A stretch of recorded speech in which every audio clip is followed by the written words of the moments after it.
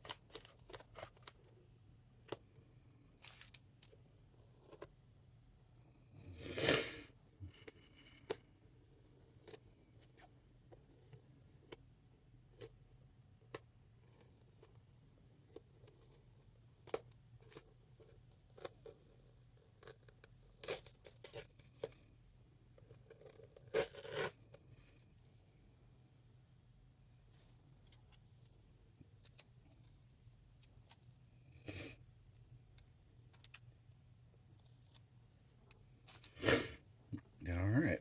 So far, the top of the saucer is looking pretty solid. I'm not seeing anything coming up. I'm not seeing anything that I'm going to have to cover over.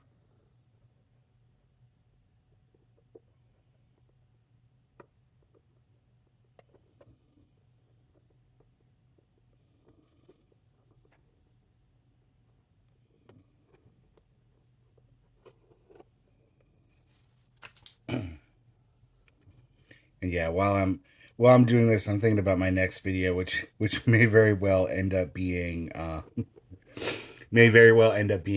window cleaning and mask removal video, kind of along the same lines. All right. So it looks like there's a little bit of bleeding there that I'm gonna have to clean up. A little bit of touch up there along the top of the windows, but all in all, not too shabby.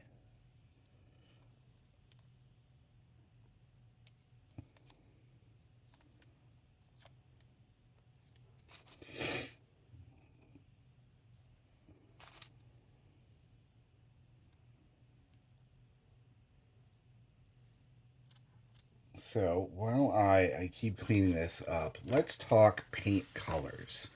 So I think I mentioned in an earlier video the Voyager's a little bit unique among Star Trek models in that because it's either the last or one of the last physical models, the actual paints used on the model itself are still, I'm not going to say like super available, but they are at least available in such a way that you can figure out what they were and pick up equivalents. So I like to use Tamiya and Vallejo, Monument Hobbies Pro Acryl, a couple of different brands to do these colors.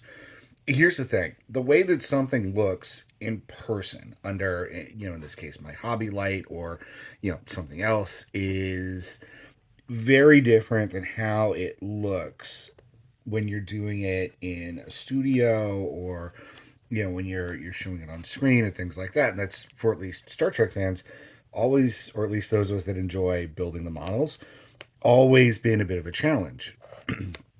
Yeah, there's folks quoted like for the original NCC 1701 refit saying hey, it was one of the most beautiful things they'd ever seen, and people were crying when they saw it. It was that good looking, all this other stuff. And for hobbyists like myself, you hear that like, oh wow, that's so cool. I'm that's the standard that I want to hold myself to, and all this other stuff. And it's just, I'm not gonna say it's unrealistic for us, but you know it's a lot of work.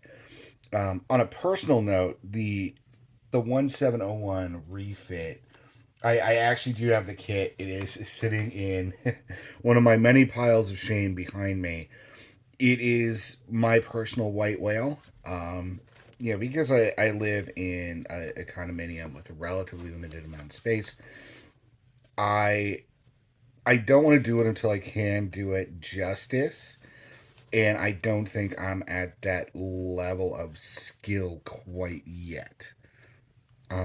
It's a big kit. It's a complex kit. There's a lot of stuff you have to do, and when it's done, it's still 3 feet long. Like it is absolutely massive. So, um, I don't want to tackle that until I feel like I can do it and do it right. And I'm not at that point quite yet. Plus, it's still obviously plenty of other kits to keep me busy as I work through different things. On top of that, obviously, there's new stuff that comes out all the time. Like I know from Polar Lights, we have the Cerritos and some other different ships that are going to come out this year, and or at least that they're under development. Who knows if they'll actually come out this year or not? Um, However, point is that they are they're constantly releasing new ships and constantly building new ships. I know we're supposed to get a modified repop of the Strange New Worlds Constitution class that has all the lights along the rim of the saucer. Given how much fun the original Constitution was to build, I will probably build that one, even though even though I have two of the kits sitting next to me for an eventual conversion into a dreadnought.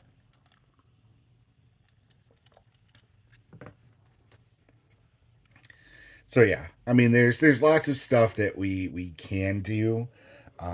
There's lots of stuff that we want to do, but honestly, if I didn't have to work, I could spend months just working on kits and hobby stuff. And I don't know if I would never get bored, but I certainly wouldn't run out of kits. All right.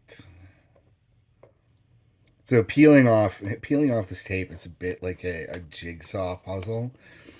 You have to go through and like you have to figure out like, okay, what order did I put these tape pieces in?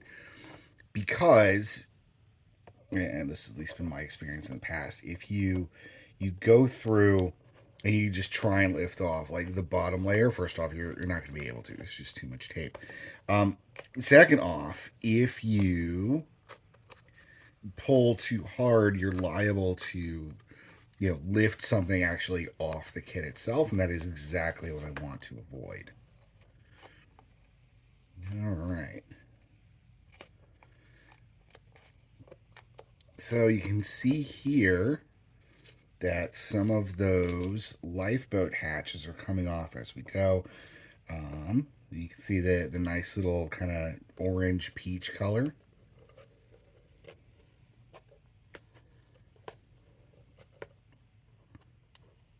Yeah, look at that.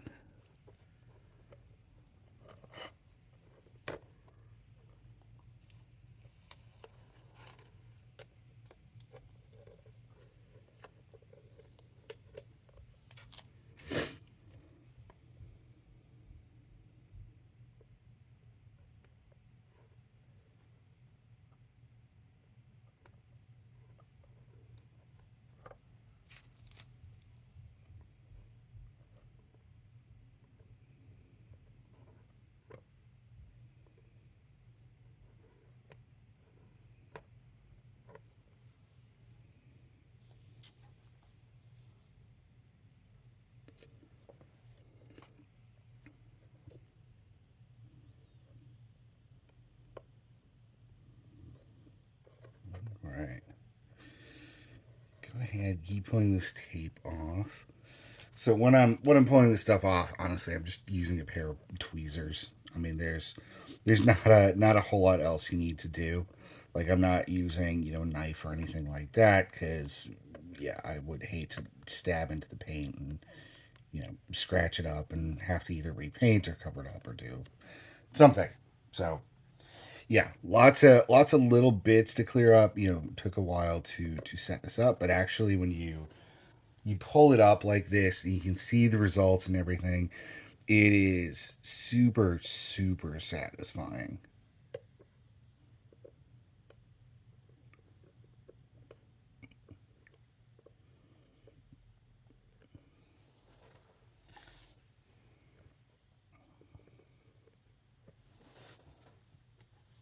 Yeah, so take a look at this phaser here.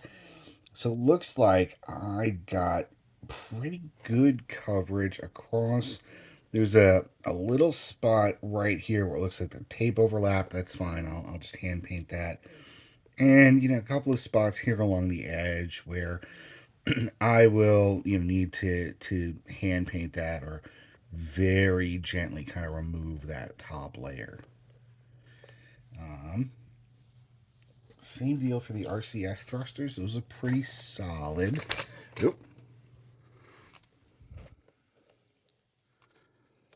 Okay, same deal for the RCS thrusters. Those look pretty solid. Little area there near the top that it looks like I'm going to have to add some color to. It's a shame because orange kind of sucks to paint. It's one of my least favorite colors. So yeah, a little bit there. And because I tend to tape in straight lines because trying to tape around those tiny corners would just be impossible. Yeah, so I'll add a little bit of I'll cover that up with a little bit of additional paint too. I'll hand paint it and thin it down and all that good stuff. All right, let's take a look at our friend Mr. Phaser down here. Hello there, Mr. Phaser. Oh, you were a bad boy.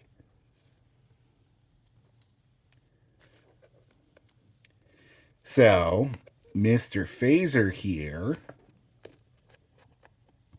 has a little bit of overspray above and below.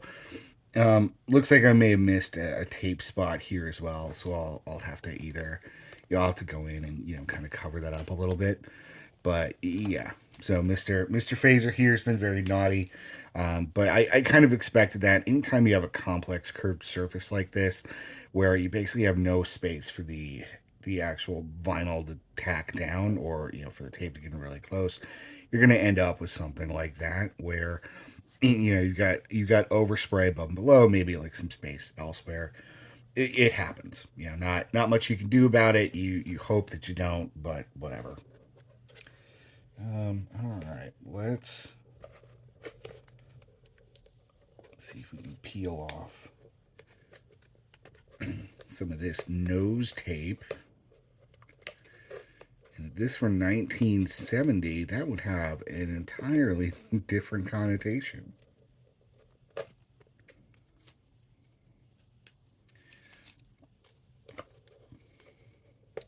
So one thing for me personally is when you go through and you're pulling off the tape, like blue painter's tape will generally not take off. Generally not take off hobby paint off cleaned and primed models. So if you are pulling off your tape and you are not seeing any paint coming off with it, congratulations, you probably did a pretty decent job pulling everything together. All right, let's see if we can pull off some of these. Okay, get this little guy off.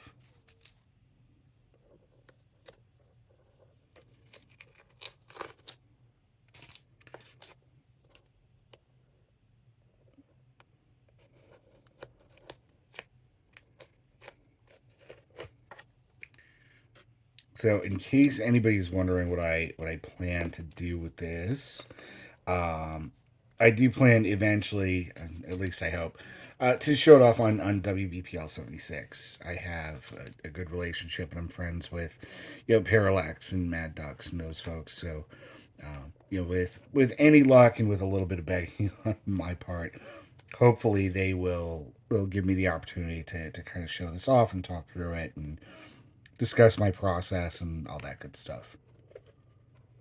Or, in other words, a briefly summarized version of, I think I'm up to like part 8 now. Good God. Um, a briefly summarized version of all of the stuff that I am talking about with you guys. Also, actually, since I'm thinking about it, one of the reasons why I haven't put on any of the additional photo etch here is for exactly this reason. Like, I knew that, okay, because of where all the stuff I was going to airbrush is, I am going to have to put down a ton of tape over just about the entire saucer. And because there's yet to be a primer invented, at least that I have found. Yeah, looks like I got a little chip there. Because there's yet to be a primer invented that I have found that can effectively adhere to effectively adhere to any kind of metal.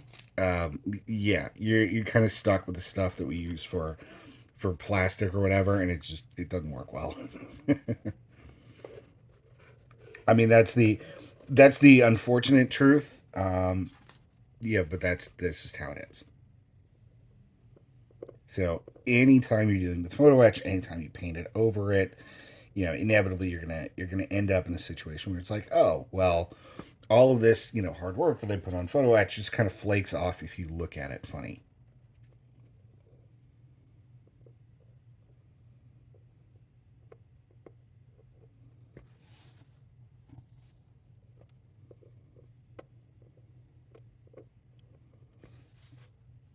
Also, in case anybody happens to be wondering why I keep putting stuff in different piles, I have a paper tape pile, a vinyl pile, and a blue tape pile. The reason being is I like to reuse tape as much as I can. Um, Not just for environmental reasons, but also because the lower tack tape reduces the chance that I may accidentally pull off paint when I am cleaning up a kit like this. I mean, you can easily get 2 or 3 uses out of a single piece of tape. So yeah, on even in between projects when I'm doing cleanup, I will still have some tape lying around from the previous project, and then just use that. The exception is obviously the liquid mask here up top. Yeah, that stuff, one use, you can't really reuse it because it's no longer liquid. Okay.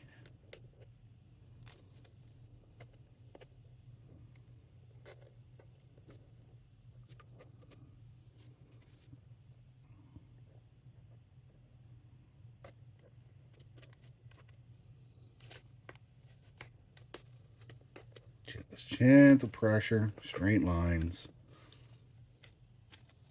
Let the tape tell you where the tape wants to come off.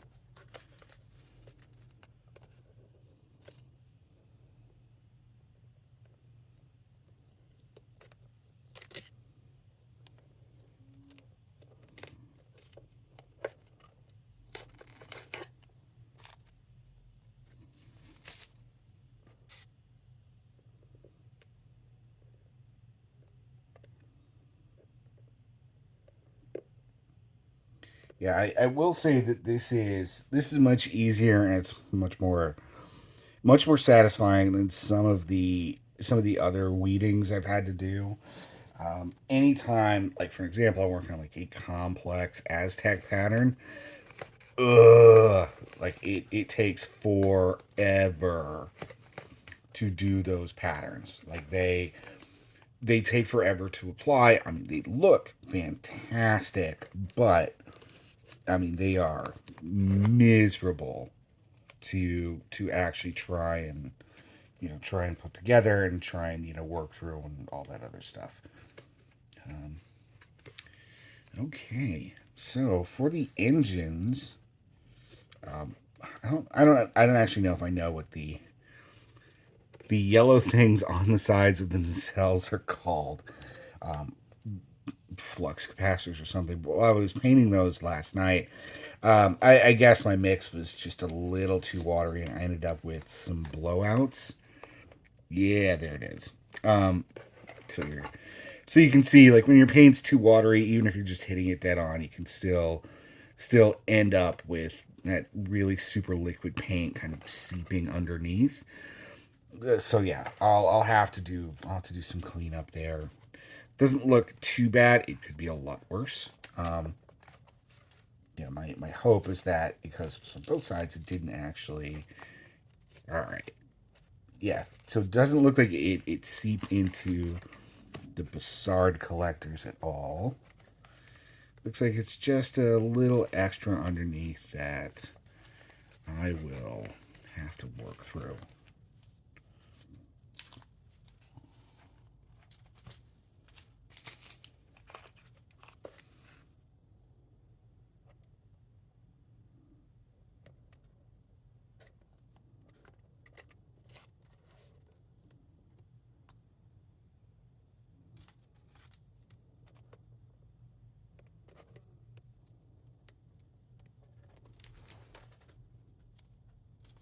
Oh man, this is a 22-minute video so far.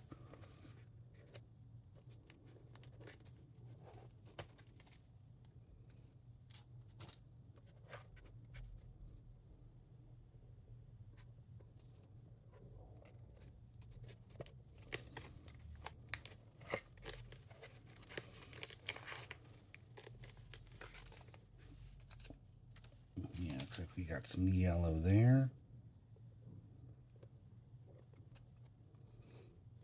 But it doesn't look too bad. Just a little overflow to work through. Some stuff to touch up. That is nothing unusual when you're painting in kind of these tight spaces.